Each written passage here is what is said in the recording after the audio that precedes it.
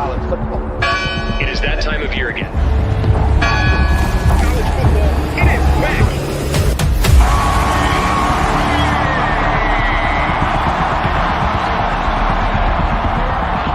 Here in Boulder, Colorado, right now is the epicenter of college football.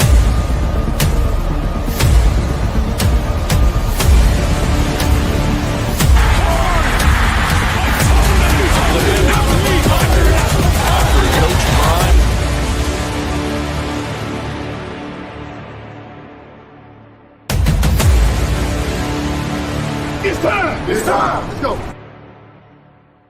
Welcome to RobDaManMedia with co-host Coach Dre.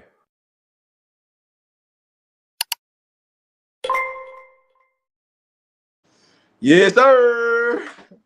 Man, we are back. It's Wednesday. Y'all know what time it is. Man, my brother, Coach Dre in the building. What's going on, Coach Dre? What is going on? What's going on, man? Wednesday night, man. You know, old times like we used to do back in the day. You know, we normally don't do no late shows. Just got off with our other brother B Watts from 8:30. Bro said he wanted to go live, so I said let's do it right quick. Let's do it.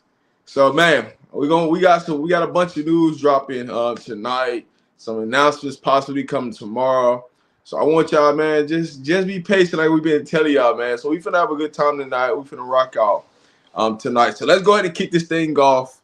Your thoughts on Mr. Cardier Smith, decommitted from USC, and how the things could look for Colorado in this state, Coach Dre. We'll kick it to you, man. I mean, I'm gonna tell you like I tell everybody. You know, I want these kids to do whatever's best for them. I think we have a great opportunity for that kid. I think we've shown that if you come in with a great work ethic and do what you're supposed to do, and come in with the hard work and dedication, that you have the opportunity to come in and play. But again, it's this kid's decision. If he commits to the Colorado Buffaloes and sign, we'll be happy for him to be here. No ifs, ands, and buts about it. But again, this is one of the biggest moments in these kids' lives. I want them to do whatever is best for them. I'll never pressure a kid because, like I say, I'm in that predicament right now myself. And so I want kids to do what's best for them. Again, do what's best for you for the next 4 years of your life. Or 3 years, because I think a guy like Cardier, wherever he goes, he's a plug-and-play guy, a starter from day one. And but like I said, I like our chances to land him, and if we do that, that'll be great to go with. Again, right now we have you have a center and you got a tackle. You got some other guys that haven't got a lot of playing time that injured this year that we feel like should be ready, rocking and ready to go. So, you know, we just feel good about our team and the way we're going. But this is a contest to, you know, us telling y'all, just be patient. Stop wanting that microwave food. That microwave food ain't gonna fill you up. You're gonna be hungry again. Man, you better get somebody that can cook something on that stove and in that oven, and just be patient and wait on stuff and things that happen. I was told Prime couldn't recruit. He couldn't get high school kids to come to the University of Colorado, and they don't got the bag, and they don't got this, and they don't got that. And I just said, y'all just be patient and give him time to work what he got to work and do what he got to do. The biggest thing is he ain't gonna have to be looking for folks with the bag. His kids gonna have the bag. The kids that he got gonna have the bag with him. So I'm just happy for these guys and what they bring to the table. Like I said, I want this kid Cardier to do whatever is best for him. And if he feels like coming to be a Buff is what's best for him, then, you know, we all for it. But, you know, I'm never going to be in the business of bashing the kid on whatever he decides to do because, you know, that's their decision, and we got to respect that. Oh, no doubt. You definitely got to respect the kid, you know, going through the process of what we working on, you know, behind the scenes and things that, you know, you want to respect every kid's decision, just due to the fact of, you know, put yourself in those shoes. What if it was your kid? Do you want your kids ultimate announcement in his dreams where he wanted to go, or he or she to go, to be run by, an adult or anything like that. So, I mean, y'all gotta just stay patient. Like we've been saying, man, stay patient because this thing's gonna go to a different level, for a high school cycle. It's something that Coach Prime have been working on for about a year, for over a year now. And all the ducks are starting to fall in line. Everything is starting to come in play, and all we got to do is just stay patient, because everything that we've been waiting on is about to come to us. And December 4th is almost here. So I just wanted to make sure, we talked about that, to start to show off, knowing that we got a decommitment from USC. We're going to have some good news over the weekend, starting tomorrow, possibly starting tomorrow.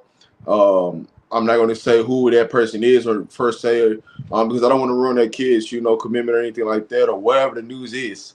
I don't want to ruin it. But there should be something coming out over the weekend, possibly one or two. Over the weekend. So, man, y'all just be patient. But, man, that's some exciting news that we got, knowing that Juju has decommitted, Cardier has decommitted from the school. So, Buff Nation, man, y'all, hey, it's up for real. This weekend, man, it's up.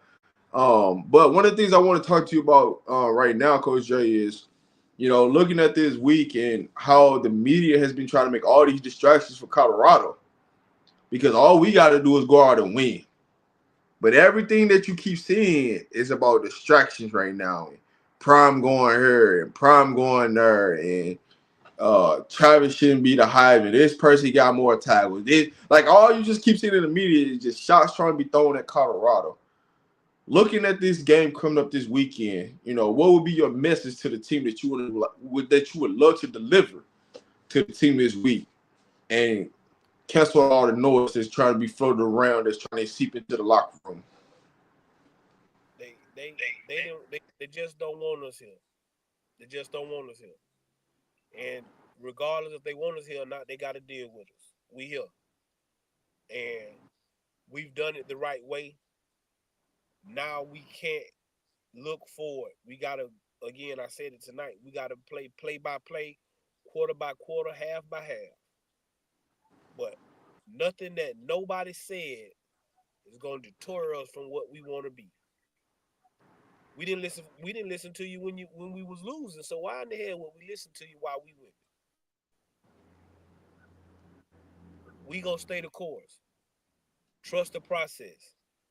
Trust the coaching that you've been getting, because you've been getting the greatest coaching that you're able to get, not just about football, but about life.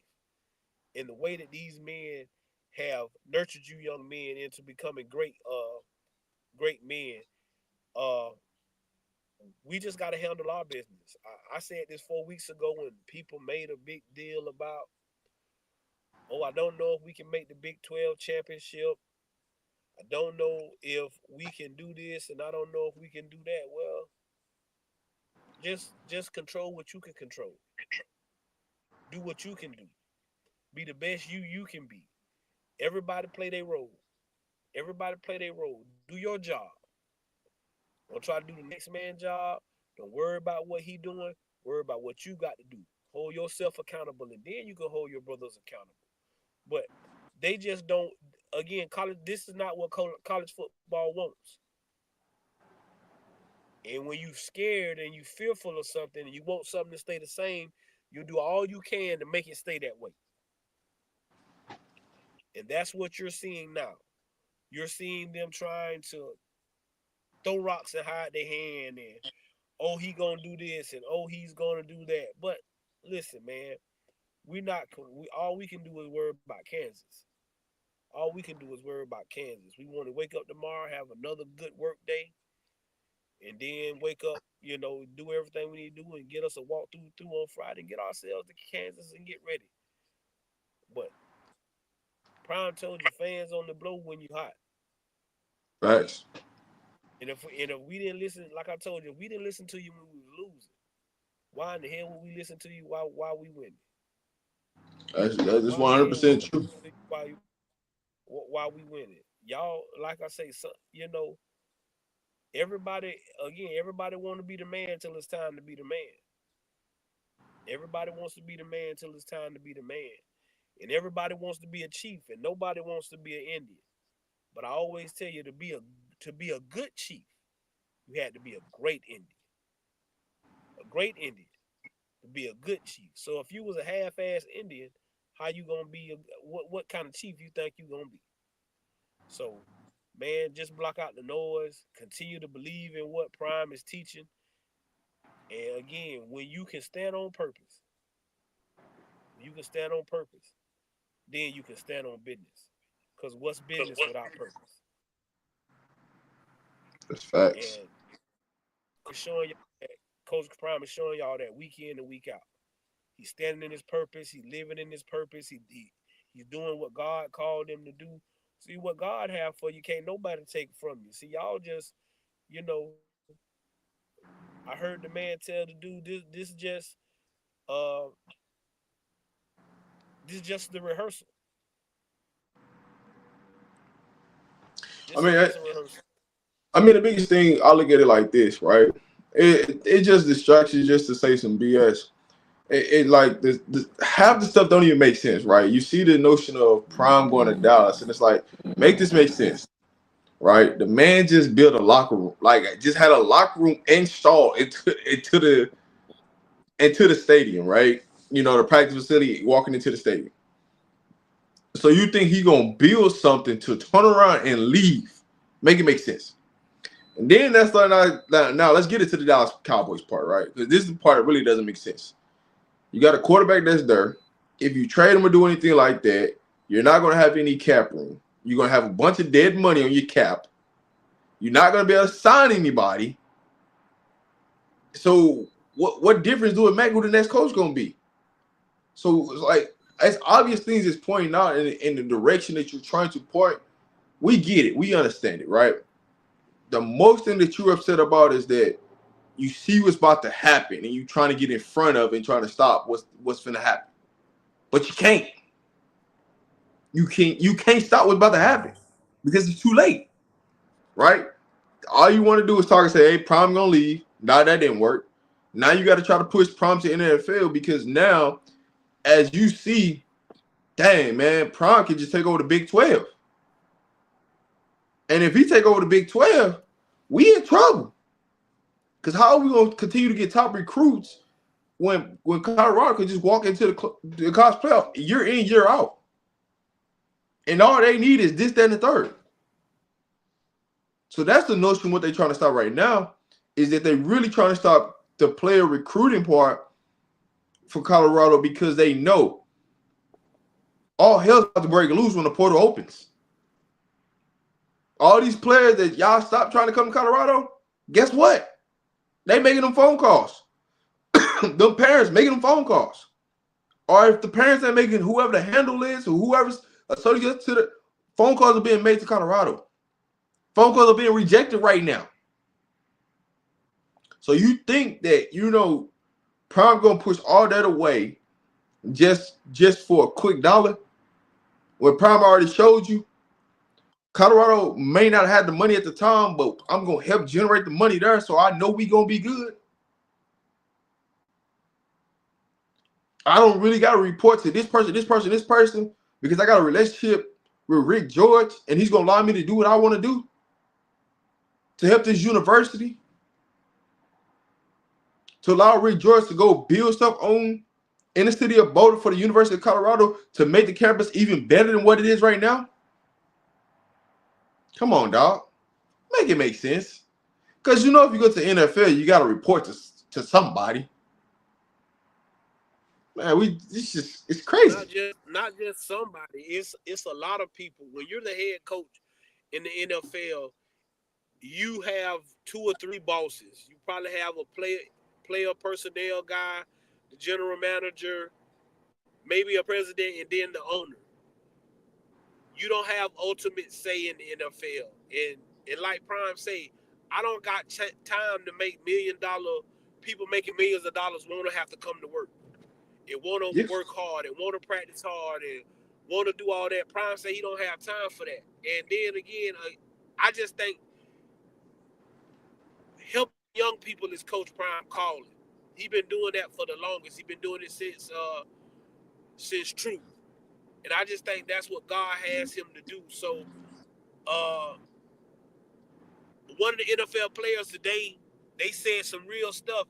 They don't think it would be good for an NFL team to do that anyway, because because that's what everybody's saying, he'd be a package deal with Shador. Him and Shador would be together. But that would be bad for Shador because, how can we trust you and your daddy the head coach? And like I say, when money get involved, feelings get involved real quick. Oh yeah, and so, for sure. Sure. I just don't believe that that's going to happen. Like I say, well, here's the biggest thing. Here's the biggest thing is that when you go to an NFL city, the first thing everybody's going to do is put Prime and Shador on everything. So then you're going to have players and their feelings automatically because you feel like they getting cut out. They ain't getting no marketing deals. They didn't get this. They're not getting that because it's all about Shador and Prime. So it's like it's gotta make sense, right? In an instance. And so when a man been telling you for years on top of years that I don't want to go to the NFL, why I keep trying to push the narrative? I get it. Well, and then y'all gotta understand, Michael Irvin loved the Dallas Cowboys. I think y'all listen to him and y'all think he's saying that because him and Prime are good friends. What he's saying is what he hopes happens. I would love for Dion to be the head coach of the Dallas Cowboys because the Cowboys are not playing well, and I'm just, that's my team. I want them to get better. So it was the same thing, like at Colorado. The football player, USC, ex-football players, he was one of the guys he was like, man, I'm just tired of my football team getting better. He went to Rick George and said, hey, Rick George, man, I think it's a guy that could make our program better, and I think it's Deion Sanders. So it's the same thing, but the only difference is and I don't think he wants to coach against, because you couldn't get Shiloh and Travis. I don't think he wants to coach against Travis Hunter. Nah, I don't. I just, like I said, I think that would be too much emotion for him. I know he loves Shador. He loves all those kids, but I just don't think he would want to play against Travis Hunter. Because I don't think no team can offer you the fact that you could get all of those guys. And so without getting all of them, but again, man, if you don't believe what I was going to say, if you don't believe me, go watch Matt McChesney's show from today with Bucky on there, and Bucky gives you the answer that anybody wants to hear. So if you don't believe me, just go watch Matt's show today, and Bucky's on there, and Bucky gives you the answer that you probably want to hear. Yeah, shout out to Matt McChesney, shout out to Bucky, and people over there for sure, and what they got going on. But yeah, man, and that's one thing you love about Bucky is that he gonna give you the real answer. He gonna give you the truth answer about everything. You know what I'm saying? He's not gonna sugarcoat it. He don't care how you feel. And so that's why you love when Bucky come and talk, because those are the type of things that he's not afraid to say what's on his mind and let you know, hey man, that's bullshit. You know what I'm saying? It ain't trying to rub somebody's feathers or rub you the wrong way, but he's just being honest. You know what I'm saying? It's like y'all keep on in attack mode, but it's like when you start looking at these kids, like, man, what do these kids really do to you? That's got you so upset that you hate them. They ain't did nothing to you. But you see the wave and the pattern, and what y'all don't want is, how this conversation goes and how it gets to. It starts getting into the racial things, and because you see certain ethnicity or you see certain people from certain backgrounds get elevated, you don't want that because it's not your guy, right? And so that's what the type of things that you get into now. And so a lot of this stems to people not liking Prime, and they going against the players. And when the players are performing and showing you and showing you everything that you need to see, you still want to undercut them because your dislike for Prime. And it's time to move forward, man. It's time to let go whatever hatred you got. You know what I'm saying, for Prime, because he ain't the one playing. But it is what it is, man. So we're gonna move forward, right? And so we're gonna get into the list of interesting games this weekend. Number one on the list is Indiana versus Ohio State. And I would put that number one. But I actually would move that to number two. I think the Notre Dame versus Army game is going to be the most interesting.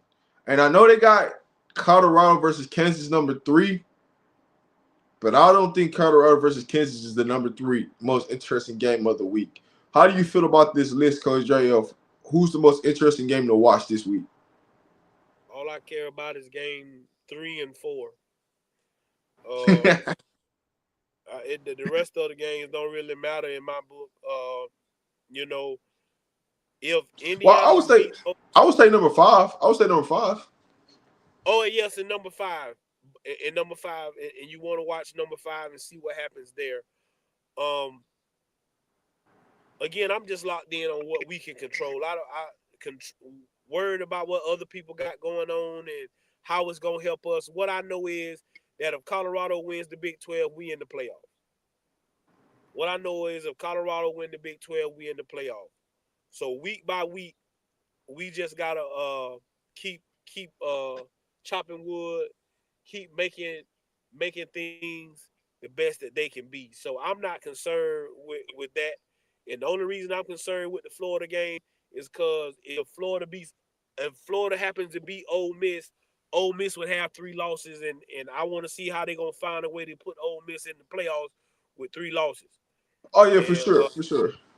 Yeah, I mean that's definitely part of the ones that I had, on the list. But the reason why I had put this list up there, right, is because the Colorado versus Kansas, I don't really think it's an interesting game. Here's why: because we go in, we take care of business. It really doesn't impact anything, right? We still control our own destiny in a sense, so it really doesn't really impact too much in the college playoff. That's why it's not the most interesting, right? And 2, they're trying to build this Kansas team up for when we go beat them to say they ain't nothing. That's the problem that I got about why they make this the most interesting game. It's not the fact that it's Colorado versus Kansas. It's the fact that you build Kansas up and then we go beat Kansas. Then you say, oh, that team was nothing. But Kansas ain't been healthy all season. Kansas just got healthy in the middle of the season, towards the end of the season, and they started playing their best football right now. That's why this team looks so more dangerous than what they did, and why you can't look at the paper and look at this team and be like, oh, this team a little bit this, that, and the third. It's because they gotten healthy throughout the season because they were hurt at the beginning of the season in certain key positions, and now that they got healthy. And so that's why I say, to me, it's not really an interesting game. It's that the people are making this an interesting game because they want to see Colorado lose in a situation. But like I say, I always tell you, it's only a big game because it's the next game, and it's a big game for us because it's our next game on our schedule. It's the next obstacle in our way. It's the next goal that got to be completed. It's only a big game because it's the next game. These guys are gonna come in here and they're gonna play their behinds off. That's exactly what I expect them to do. And we just got to be prepared. I think we prepared right.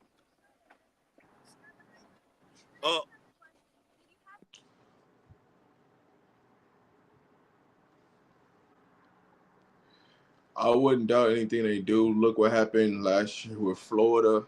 That's some book. But see, here's the difference with the Florida State situation versus this year's situation is that they can't stop what we got going. As long as we win out, they can't stop us from getting in because we automatically get in. So that's the great thing in this situation.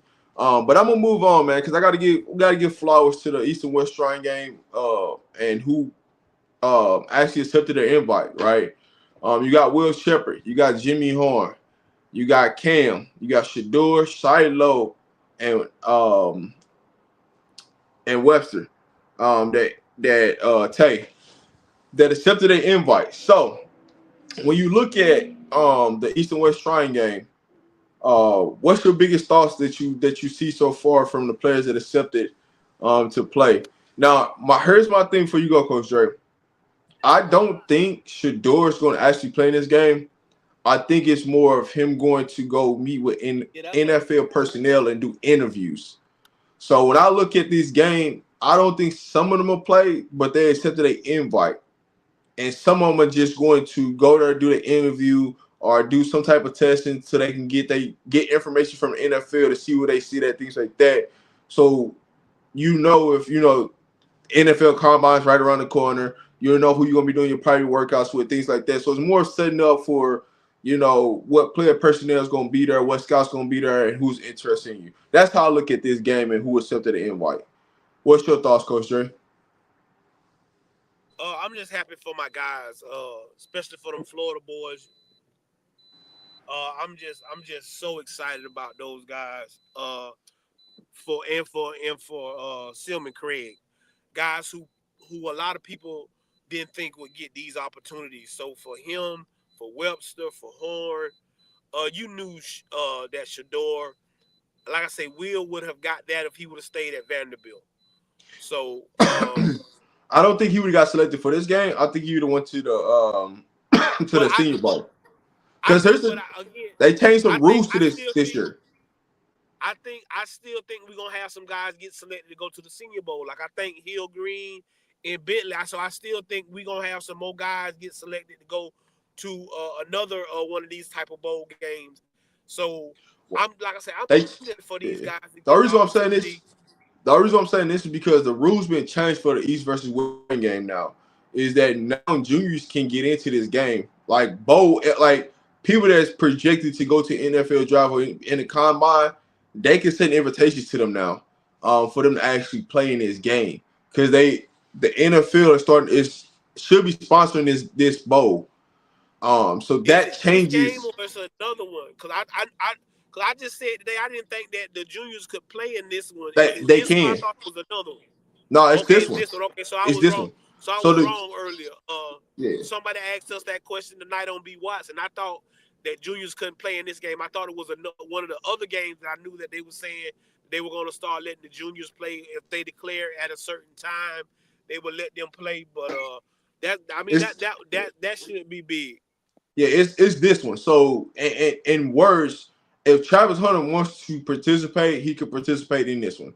But I highly doubt. Like, here's my perception about Travis. I highly doubt that he's going to play any type of, like, outside of playoff games that mean something to Colorado.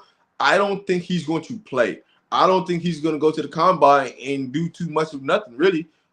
Just go there, interview, and, be there for meetings and stuff like that. But I don't think he's going to do any testing or do anything like that. I think he's going to wait till the pro day or do private workouts and select the teams that he wants to work out for, just so he control his own environment in the situation. It's not saying that he can't test off the charts or do anything like that, but I don't think he's going to participate like year in, year out, top 10 picks do in the NFL draft, where they go to the combine, they just do all this talking, they don't really do too much, and then do everything at their pro day.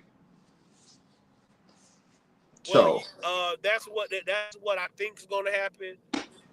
But we're going to get scrutinized for it when they don't. They get, like you say, people been doing it for the last 3 to 4 years, not participating. But if Shador and Travis don't do it, it's going to be a big deal. But again, we used to, like I say, who cares what people think? Y'all didn't, So, I think Travis goes to the combine. I think he does the meet. I do think he do what Prime did. I think he runs at least the 40. If he don't do nothing more than just run the 40, I think he will run the 40. But besides that, I don't think he does anything else but meet with the coaches and stuff of that nature. But it's a great. But for these other guys like the Silman Craigs, like the LeJontay's, the Jimmy Horns, I think these are great. This is a great thing for them to get invited to this game, to be able to sit amongst scouts, to be able to show people their IQ and things of that nature. So I'm just happy for those guys to get the opportunity, and that all comes from the selflessness that they have shown all during the year. From Tay to Jimmy to Will to Cam being the heart of this football team, and then Shiloh being Shiloh. All the dirt being thrown on this kid's name, I just don't get. Kid got a scholarship to play in the SEC, and when he was at South Carolina, he played, guys. I think he was on every special team. He had enough special team work to make a highlight film at South Carolina his freshman year. He went to Jackson State and just ran through things his first year at Jackson State, and then he got injured. Again, he slowed him down. Last year he was honorable mention Pac-12. Pac-12 was one of the best conferences in the country last year. Yeah. This year he comes out, he gets hurt with his forearm. I think his forearm is probably fully healthy now because I saw him kind of wrap up a little more and take people down with that forearm this week. So I think he's a lot more healthier than he's been being. So I'm just happy for him and happy that he's keeping a smile on his face and feeling good about himself and ready to prove these naysayers wrong. So I'm happy for all those guys that got the invite to go to the East-West Shrine game. I think it's big. I mean, man, bro, it's amazing to see how many kids that we actually got into the East and West Shrine game. I definitely want to see some more Buffaloes in the Reese's Senior Bowl. I want to see some more of our guys in there too. I think that those type of things don't go, shouldn't go unnoticed. They should be blown up for all the hard work and dedication for everybody that said they couldn't do this and do that. They've shown people, what you can do. But it's still more work to be done. Things gonna happen over these next couple of weeks where some players can be invited that's not there. So just looking at this whole landscape of things, man, we're in a great situation. So let's get to the game this week, right? Because this weekend is up. You got Kansas chirping their mouth a little bit at the bits, and you got the cornerback from Kansas, number 2, Mr. Brian, who just say he had this game circled on the calendar. He don't care about none of the game but this game. This game that he's been wanting to get that smoke with Colorado. So looking at this game, looking at the matchups that you see from our wide receivers and their DBs, how do you see this going this weekend? I mean, you don't got enough DBs to cover our receivers. I think you're gonna try to put Brian on Travis, and then the other cornerback is pretty decent. So you probably try to. So what do you do? Do you put him on LeJontay or do you put him on Will? Hey, it's gonna be a long night. I can tell you that. You tell me whoever you want to put him on. Then Jimmy's cleared. I think my boy gonna be ready to go. And then we got the young freshman. He ready to show out and do his thing. And then I think our run game is gonna be what's surprising. I just like us. Like I say, it's picky poison. A smart quarterback. You give Shador time, he gonna find a way to get somebody the football. Lately, we've been getting the ball to the backs out the backfield. I hope your linebackers can cover running backs. Here's my thing with this. Here's my thing with this defense of Kansas. Y'all doing a lot of chirping, but are y'all gonna come play man to man? No. Y'all doing a lot of chirping. No. I mean, they might try it. I mean, Kobe Bryant feels like he's that guy, and in order to beat, you say you the man. To be the man, you got to beat the man. Travis Hunter the man. So I'm pretty sure he's amped up to play against Travis Hunter and try to show the world that he's a top notch corner. So I'm not upset with him talking. I heard Ray Lewis one time before Undisputed a long time ago. I'm not upset with what you're talking, but you better be prepared. Yeah, and that's my thing, right? I'm not worried about you chirping. Are you gonna follow Travis everywhere he go? Because he might not line up on the same side of the field. I don't think you can do that with what Colorado brings to the table, because again, they have more than one receiver, and we got guys on the bench that's chirping at the bit to get out there and show you that they can get it done. So, again, Shador's been running the ball a little bit.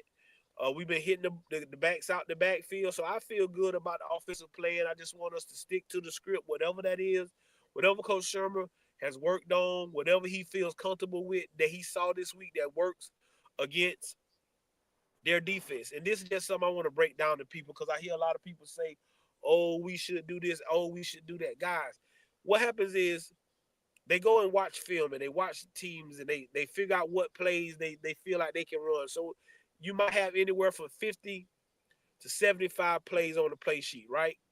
You're going to go through them 50 to 75 plays during the week. Because when they have scout team out there, that's their defense. You're looking at a replica of what you're going to see. Now, it might not, we might not, but the biggest thing is this week we can replicate Kobe Bryant. We got Colton Hood, so we'll go put Colton Hood in. Colton Hood, you go stick Travis and do what he do. And we got this corner over here who can act like the other corner. So when we on scout team, we're looking at their defense. And so we're running plays. And so if it's plays that they've been trying to run all week and those plays don't work, guys, Prime is not going, and Shermer, they're not going to run those plays because they've been running up against these plays against guys that only had a week to perfect these plays, and it hasn't been working. Now we finna go out here and play against some guys that's been in this system now going on 11 weeks. And we think we're going to go out here and run this play that we couldn't run against our scout team. That's not what's going to happen. So sometimes I think we get caught up in what plays getting called. They are calling the plays that they saw get success when they were running up against that scout defense all week. And the crazy part about it, out of them 70 to 80 plays, only 40 of them plays going to get ran in the game. And that's the thing, you don't know. You don't know how long you're gonna have time of possession, and things of that nature. All that stuff comes into play when you're coaching the offense or when you calling plays. So I just want us to stick to whatever we feel good about. I want Coach Shermer to keep doing what he's doing, communicating with Shedeur. And like I say, as long as we keep Shedeur upright, we have a chance to be special. Last week we played two phases of the game, and the offense came around in the second half, and we still put up 49 points, family. So you just got to trust the process. You got to trust these coaches. They showing you that they're getting after it. Our offensive line has got extremely better. We get Michael back this week, so we got the bowling ball back to run downhill. Augustus has showed you what he can do. I'm so proud of that guy and sticking it out. And Hayden been as advertised for me. I mean, I think he got a little injured. And when you get injured, guys, that plays on your mind when you get hurt and get injured. You always thinking about it. Am I going to get hurt again and this, that, and the third? So we just got to keep working and keep getting these guys reps and getting them ready to go. Hey, listen, I hear a lot of people say that, right? I think people want design routes and shorter routes that attack the middle of the field. That's everybody. Everybody wants that, right? But what you also got to think about in certain situations, who's the personnel on the field, right? A play caller can call something and you substitute. Because I don't think these are the things that y'all sometimes don't realize is that sometimes when Pat Shermer calls a play, the personnel has changed. And it's just run the play. It ain't they design a play to be called for certain persons, and then they come out the game and somebody else come in the game. Well, now that play is being, this or that, or being checked to something else because of who they thought was in the game ain't in the game. As you seen, like Shedeur said, man, I didn't even realize Charlie was in the game. I just handed the ball out to him. Glad I didn't check out the run. Because those type of things happen where they might substitute at 17, 18 seconds, and the play's already been called. And you see sometimes Colorado get in trouble and they have to burn the timeout because they substituting so late. Because now once they substitute, they allow the defense to substitute. And really, this is what bothers me at games. When you substitute, the team really truly only has 3 seconds to substitute, like 3 seconds to get off the field. A lot of refs, when they play against Colorado, they give them 8 to 9 to 10 seconds to get off the field.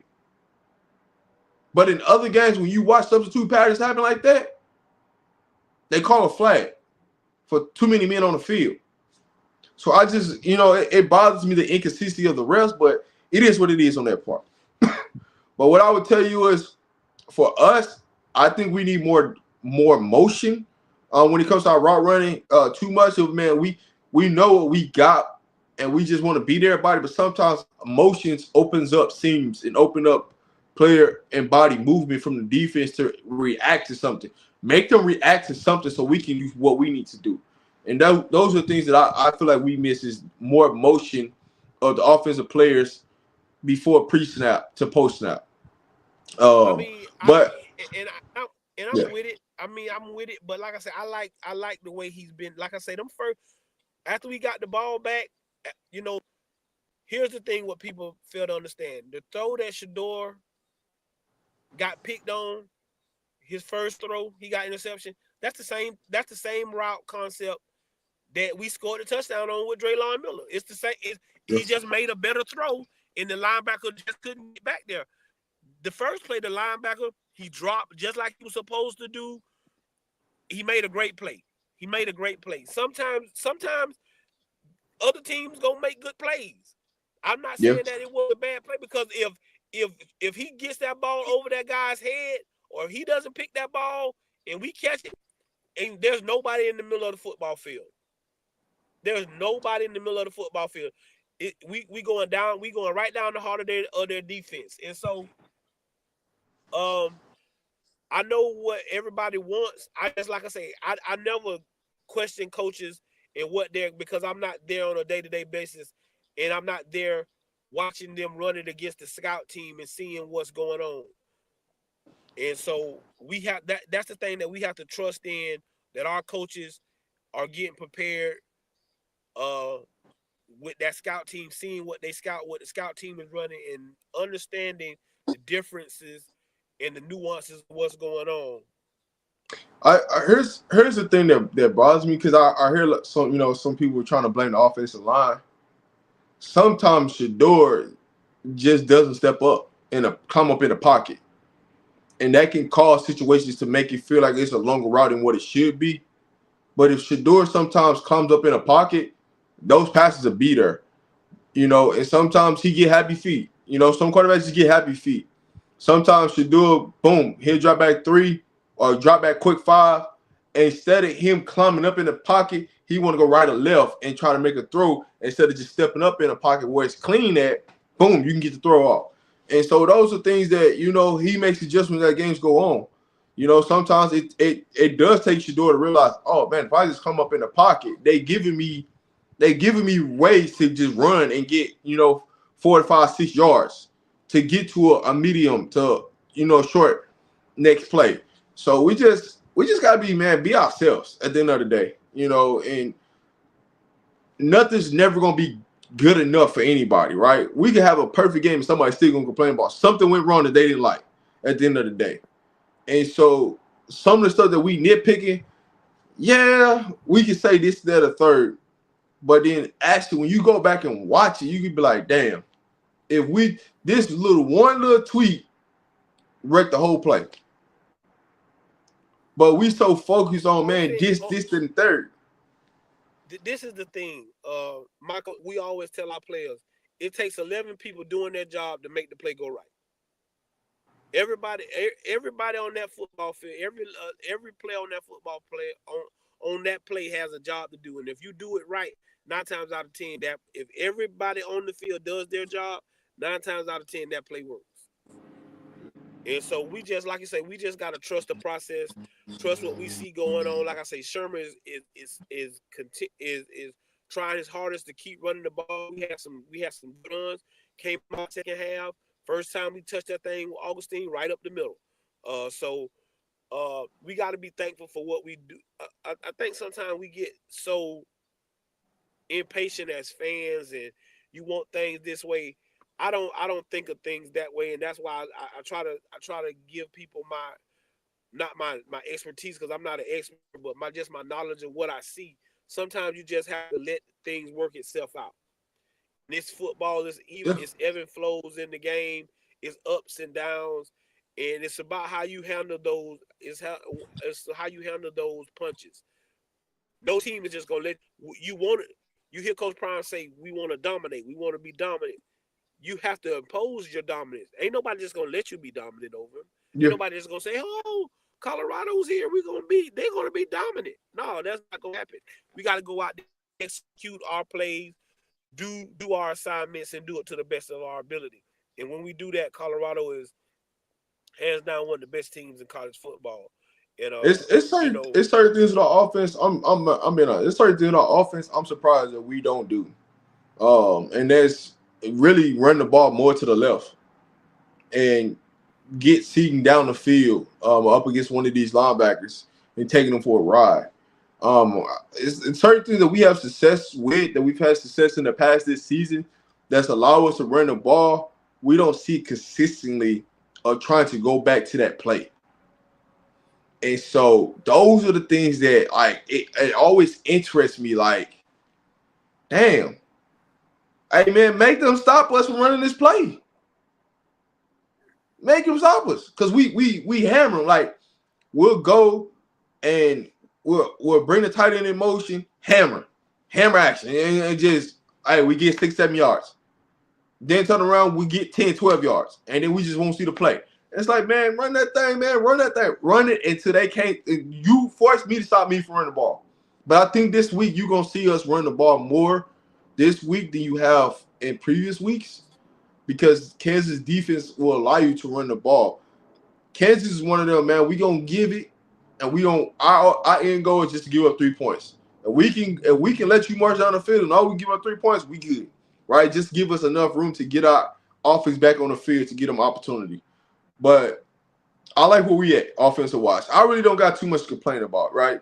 The biggest thing, when people just keep complaining about the same thing over and over and over again, it's like, you just ain't gonna never be happy, right? It just is what it is. Just say, I'm never gonna be happy, but here's what I see, and just leave it at that. But let's talk about the defense, right? And versus this Kansas offense. Because let me answer this question, because somebody asked me about Kansas defensive line. Kansas defensive line is solid, but they're not dominant, meaning that we have opportunities for us to go run the ball, play action, and pass the ball. They don't create a lot of pressure with their ends, but if you get them opportunities to do it and you don't block them, they're gonna come get you. But you have opportunities to be successful on offense. When you look at the game against BYU had opportunities to be successful. They just made a lot of mistakes last week, and they didn't capitalize off of it. So this week coming in with the receivers that we got, the quarterback that we got, we can take opportunities and take advantage of what Kansas has to offer. But moving to our defense versus their offense, right? The primary thing that we got to stop is Neal. That's number one on the list. The running back, Neal. You got to stop him first. Now they do have a go-to receiver that they like to go to, number 0 and number 11. Those are the two key players they like to go to at wide receivers. They got a solid tight end, but they do got a running quarterback who loves to play off of RPO, which is a run-pass option. So you're going to see a lot of, misdirection, RPO type stuff out of these quarterbacks. But overall, what do you see looking at this Kansas offense versus our defense? Again, he's a solid quarterback. Like you said, we definitely going to have to stop the running back. We just got to play the way we've been playing these last few weeks and just turn it up a notch. It looks like we done turned it up a notch every week, and we just need to turn it up another notch like we've been doing. You got to earn the right to hunt. Sap says it every week. You got to earn the right to hunt. You got to stop the run so you can go hunt. You got to get them 3rd and long so they finna throw the football and you can get back there and hunt. So that's just our goal. I like the way our linebackers are flowing. And then, like you said, I love the secondary. Whether Preston Hodge is there or if it's Stoudemire, you know what Silman Craig and Shiloh gonna give you, and Travis and McKinney. So you got to feel good about where we at with our guys. We just got to play football like we've been playing the last few weeks. Don't do your alignment and assignment. If you playing in, don't get so much up the field and give that quarterback no lanes when he's back to pass, because he's the kind of guy that if you give him a lane, he can gas you for some big yardage. So if we do our job, do alignment assignment, one thing I know about Livingston and that defensive staff, they go make adjustments. And so we can make them on the fly. and we gonna definitely make them in the halftime. I see watching the pregame network that Coach Halo is the guy. He's in the box, and that's part of his job. Is he's supposed to write down the formations, what we do in this, that, and the other, and that's why you see him being the guy that's talking during halftime because he's the one who's taking those notes, who visually seeing what they're doing from up top in the skybox. And that's when you become a great football team. When you got all your coaches working and doing their job, and nobody's no bigger than anybody else. Everybody's working hard toward one goal. And so I feel good about our defense. I think we've been averaging about 4 to 5 sacks a game. I think we'll keep in tune with what we've been getting this week. And like you say, we just got to earn the right to hunt. And if we go out here and do what we're supposed to do on offense, play complimentary football, special teams, be special, I think we come out this Saturday with the win. Now, looking at the defense this week, playing against a mobile quarterback, I see one or two things happening on third downs. I think in the beginning, depending on situation, right? If it's third and long, I think you see 6 DBs on the field at one time. And you're going to see Carter line up on the tight end, but you're going to see Cam or you're going to see Shiloh in the box with Hill Green. If it's third and short, I think you see Bentley and Hill Green in the game, two linebackers in the game. But I think on third and long, so you're going to see six DBs in the game just to counteract the ability, with the quarterback to be able to get out and scramble, things like that, to have a spy on him at all times. What do you think about that, Coach Dre? Like I say, I like all the schemes that Coach Livingston does. He's showing you all kind of different exotic looks on defense.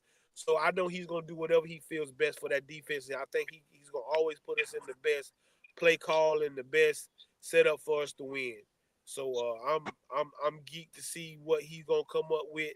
I do think you will see that, but that's because of the trust that you have in a guy like Stoudemire, a guy like Shiloh, and a guy like Sherman Craig to be in that box, because they're great tacklers. They're great tacklers. Also, that they can cover tight ends and running backs out the backfield. So that's the biggest thing.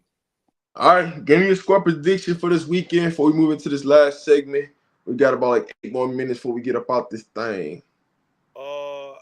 My score prediction, I got us winning 35. I got us winning 35 to 10. I'm going 42-14. I think we get another 40 ball this week on just all together. Special teams, offense, defense combined. I think we get a defensive touchdown from the defense this week for one of the turnovers. And then our offense do what they do. I think our offense is going to come out and prove something this week. Just based upon what they did last week and, them not feeling happy about, how the offense looked last week. I think we're going to come out and we're going to have a good week on offense. Our defense is going to play, stepping up another level because these seniors know you technically only got 2 guaranteed games left. You got to win these 2 to get to that third one. You get to that third one, it's win and go home. So I think you're going to see this defense crank it up another level to guarantee them another game for another week. So let me know in the chat, man, what y'all got y'all score predictions this week. We going to come on. We definitely be on Friday. Friday show is going to be a panel show like the old days. So y'all tune in Friday. We getting back to the panels. The only day we do a panel shows is on Friday. So I just want to let y'all know, we got a schedule laid out. Mondays, Wednesdays, you're gonna see me and Coach Dre. Fridays, it's gonna be more of a panel talk, really going into different conversations. And Sundays is gonna be watched. So y'all can see us 4 days a week. We finna get back into our groove, back into the mix, how we used to be. So y'all make sure y'all like, share, subscribe, hit that notification bell so y'all know we go live. But 4 days a week, we give y'all Monday, Wednesday, Friday, and Sunday. So if y'all see us on a Tuesday, Thursday, Saturday, hey, y'all just getting a bonus. Y'all might see us this Saturday for a pregame show. So y'all be tuned. I haven't made my mind up yet if we're going to do it on Saturday night, but more than likely we're going to do a pregame show on Saturday. So make sure y'all hit that notification bell so y'all don't miss. But moving forward, man, get into this last topic. When you look at the playoffs, I know everybody's wondering, right, how does Colorado get the number 4 seed? At the end of the day, when it's all said and done, the Big 12 championship, the Big 12 champ will have the 4th overall seed. Here's why. Whoever plays in the whoever plays in the Big 12 championship is going to be ranked. So you're going to have 2 ranked teams. The 2 ranked teams, whoever wins that game automatically is going to boost over Boise State because Boise State will not play enough ranked teams over the Big 12. There ain't no way you can look at it, slice it up and down. They will not be able to play somebody in a championship game and be ranked. So the Big 12 will automatically bump up into their 4th seed, if not 3rd, depending on who's in the championship for the ACC. Because right now, Miami does not control their own destiny. Just being honest. So here's what I see. Our 4th seed, Boise being flipped to number 12, the Big 12 championship being flipped to number 4. The problem that we got right now is you need a loss from Notre Dame. That's the first key. And you need like a Indiana or Ole Miss to lose. Those are really the 2 keys right now. You need some people to lose in front of you, but for us to get the 3rd seed, but you have to put in. If Miami doesn't, and here's the crazy part: if Miami doesn't play in the ACC game, you got to put Miami in. They're 11-1. The problem is who comes out. So you're gonna get a lot of clarity this weekend because Notre Dame has to play Army this weekend. It's a ranked game. So you want to be rooting for Army to beat Notre Dame because Army beats Notre Dame, that changes everything in the college playoff. So now Notre Dame's not the 8th seed. Who gets the 8th seed? But also now you knock off another Group of 5 team or a non-Group of 5 team, which is Notre Dame because they're not in a conference. Out the situation, they're out of the 12.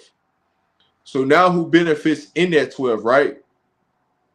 Say BYU doesn't make the Big 12 championship. They're in the conversation just as well as Miami's in the conversation, or SMU. Like somebody else could be in the conversation. So one of the biggest things, right? Boise State is going to be hard for them to lose because they're not playing anybody that can beat them. That's the problem. The only game the toughest game Boise State had to play was Oregon, which is a ranked team. They haven't had to play anybody else outside of that. It's just what it is. So, Coach Dre, looking at this, how do you see everything finishing out these next 2 weeks? Again, I'm just gonna control what we can control. Oh. We know if we win. Go ahead. Well, I know. I'm saying just take Colorado out the picture, right? Just take Colorado completely out the picture. I'm just talking about the general of the other 11 teams. We're just gonna leave the Big 12 championship out of the equation right now. And so they're gonna try their hardest to get 5 SEC teams in. They're gonna try their hardest if they can to get anywhere from 3 to 4 Big 10 teams in. That's what you know the craziest thing, Coach Dre. I don't even mean to cut you off. The person that's undefeated in the SEC is not even in the bracket. Nobody's undefeated in the SEC. No, the person that's undefeated in conference. I'm talking about strictly in conference. It's Texas A&M. Ain't nobody. No, they lost. They lost to They done had a loss. They got a loss. Everybody got a loss in the SEC right now. No, Texas A&M Texas A&M don't have a loss. They up top the SEC. No, bro. I promise you, they got a loss. Go look at it. They got a loss. It's Texas A&M and Texas the top 2 teams. Who Texas A&M? They lost last week to South Carolina. Who lost to South Carolina? That wasn't Texas A&M. I think Texas A&M is number 1. They might be number 1 because of their one loss, but I think everybody has a loss. Hold on. Let me go check something. I know I'm not tripping. I think everybody has a loss in the SEC. I don't think it's one undefeated team in the SEC.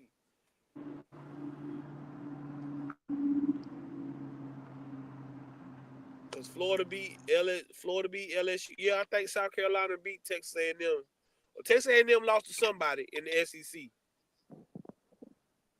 Oh yeah, they did lose. Okay, so yeah, so Texas A&M and Georgia. I mean, Texas A&M and Texas are tied for first at 5-1. Yeah, they did lose. I forgot about that. They was undefeated going into that game. They lost South Carolina. That's right. So even with that being said, it's still back to the point I was making. Texas A&M and Texas still tied for number one in the SEC, and Texas A&M is not in the playoffs. Just think about that. Because they don't think, again, these people are also, when they sit in, they're thinking about who they think does it, that'll play themselves in. So what they're saying is, okay, we don't have Texas A&M in, but we know if they win the SEC, they gonna get in. But if they win the SEC, that just means Texas still gonna get in, Georgia still gonna get in, Alabama gonna get in. So Yeah, like I say, what it boils down to is they gonna try their hardest to get 5 SEC schools into the college playoff, and that's something I've been telling people from day one. They're gonna find a way to get 5 SEC. I mean, preseason, we said that preseason. Yeah. We said that preseason. Well, my biggest issue is with this whole situation is Penn State ain't played nobody. Penn State or Utah. And that's the biggest thing. See, the only thing is, it's the same thing with BYU. BYU, if y'all on the Cinderella story, if y'all stay undefeated, we'll keep y'all ranked in the top 10. But soon as y'all lose, you get what I'm saying? Y'all gonna be, you know what I'm saying, right there on the outside looking in. So if Indiana go out here and they lose to Ohio State, watch how Indiana falls. Because they know those guys haven't played anybody. But see, that's my thing though. Like the way the Big Ten set themselves up for success this year, the Big 12 need to take notes. Because when you look at Oregon's schedule, when you look at Ohio State's schedule, you look at Penn State's schedule, you look at Indiana's schedule, they ain't really had to play. They haven't had to play each other. Ohio State, I take that back. Ohio State had to play all 3 of them. Ohio State did. So that's why. But outside Ohio State had to play all 3 of them. When you look at Indiana's schedule, they ain't played no ranked teams. Oregon ain't played no ranked teams. Penn State ain't played no ranked teams. The only ranked team they played was Ohio State. Again, and so that's what. But like I say, what it boils down to is this: what people got to understand. The SEC and the Big Ten has already said that if the NCAA don't start doing what we want them to do, we'll break off, make a mega conference, and have our own championship. So what the NCAA is trying to do right now is appease the Big Ten and the SEC. And we know that. Yeah. And ABC and ESPN own the right to the college football playoffs, and the SEC makes that money. I mean, that's what it's about, guys. And I hate to say that's what it's about, but that's what it's about. So what they tell you, hey, we're gonna put in the conference champ, but after that, we're gonna put in the best SEC and Big Ten teams that we can. That's what we're gonna do. And that's why they're trying to push all the top coaches to the SEC and the Big Ten. I just call it what it is. I promise you, any hot coach that gets hot, they're going to push them to the SEC or Big Ten so they cannot cause any interference. And that's just the nature of how this game is going right now. It sucks and is baffling, but that's just the way how this game is going. Is because everybody's getting screwed if you're not in the Big Ten or the SEC. And so when you look at a team like Colorado, it actually benefits Colorado more than anybody because you have a high-profile coach, but also what you're doing is when you say the only people that can get into the party is the Big Ten, and ACC. I mean the Big Ten and SEC, but you got a team like Colorado and they got a high-profile named coach. All you're doing is elevating Colorado in a sense, especially in the recruiting world. You're elevating them. Because it's telling you, if you don't have a big-time name coach, you're not going to be in. They truly don't expect BYU to be in the championship game. That's why they put them number 12. Because they only got one loss. And that's the thing. What they're saying is, okay, BYU, if y'all like I say, for the Big 12, what they showing you is the Big 12 and the ACC. Whoever wins their championship, that's the only team we gonna let in. That's the only team we gonna let in. Now, like you say, if Notre Dame loses, if Penn State messes around and loses another game, then a lot of stuff gonna have to be changed. But as of right now, that's how they setting it up. But like I told you, as for me, for us, I just want us to continue to do what we're doing, play hard, and go in the front door. We ain't trying to go in the back door. We're gonna go right in the front door, win the Big 12 championship, and make them respect us. And that's all we can do. What up, Lucius? Hey, listen, I totally agree with you on that statement. You know, Army should feel snubbed the worst, but you know why they're not going to put Army in. You know why they're not going to put them in. They don't bring no money. Well, they're going to bring people, but they're not going to generate enough money for what they want. Yeah, they're not going to generate enough money, and the TV revenue. Ain't nobody going to watch that game because whoever they play in the playoffs, they feel like they're going to get blowed out. And on top of that, they don't play a brand of football that's appealing to the fans. Right. That's the biggest thing. Exactly. And so when you look at teams like that, and there are some good teams that I feel like is getting snubbed in the polls due to the fact of they're getting punished because they're the conference that they're in, right? When you look at SMU should be higher than what they are. Come on, dog. They got one loss on the season and possibly going to be playing for the ACC championship. But they get no love, right? You know why they're not getting no love? Because they're in the ACC. And the only thing they think about the ACC is Miami. They don't look at nobody else. And the reason why they look at Miami is because they got Cam Ward. They got a Heisman Trophy candidate. They just call it what it is. You don't know nobody off of SMU. You don't see their name. You don't hear about them, things like that. So the teams that's getting punished is because they don't have no relatable players that you see on national TV. They don't play national games. And so those are the tough parts when you start breaking down the playoffs and who's going to get in versus who not going to get in. It's going to come down to a popularity contest. You can hate it or love it. It's going to come down to a popularity contest of who can generate the most money. And that's why it helps Colorado in its favor is whether you like Colorado or you dislike Colorado, you're going to watch the game. That's just what it is. You're not saying that for certain schools. But there you have it. So, Coach Dre, man, give your final thoughts about Kansas. We will be back later on this week, so y'all tap in with us. As this video ends, if y'all got any questions y'all want to ask to us, leave it under the video. We're going to make sure we answer it for you. I didn't forget about this question, so let me go ahead and answer this question before we get up out of here. Do you think we have a chance of flipping Jordan Seaton's cousin? Yes, I do think we do have a great chance at flipping Jordan Seaton's cousin.